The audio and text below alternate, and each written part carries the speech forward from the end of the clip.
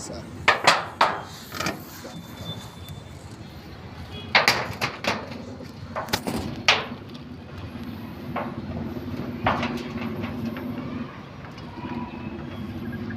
ito tawag dito, optimizer.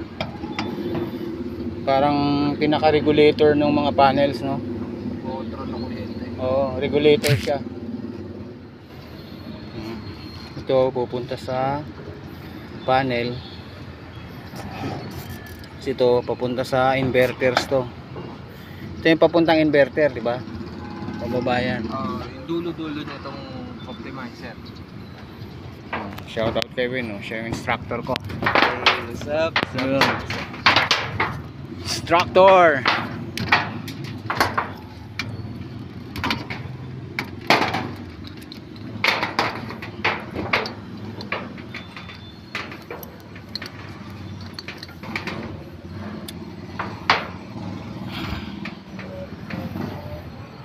So project po ito ng Alta Solar.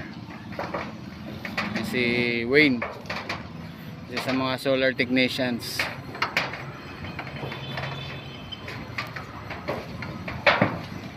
So mamaya guys, lalatag na dito yung panels, yung hanggang dun. So kung ilan yung panels, ganun din yung optimizer. So bawat isang panel, isang optimizer. So yung pinakatrabaho ng optimizer is para siyang, kumbaga sa motorsiklo, siya yung regulator ng Ay, parang ganun. siya yung regulator. Sensor. Regulator siya ng panel. Siya yung nag-regulate para yung bigay ng kuryente bawat panel ay pare-parehas.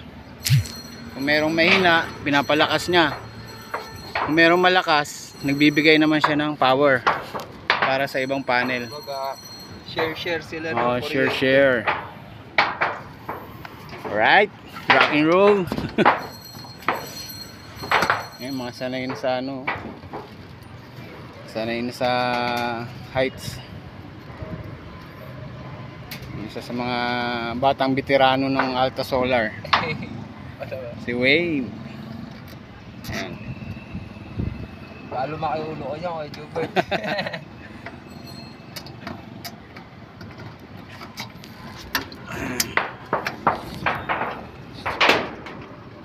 Basta ito sa panels to. Ito diretso sa connect siya. Alright, okay na. Let's connect.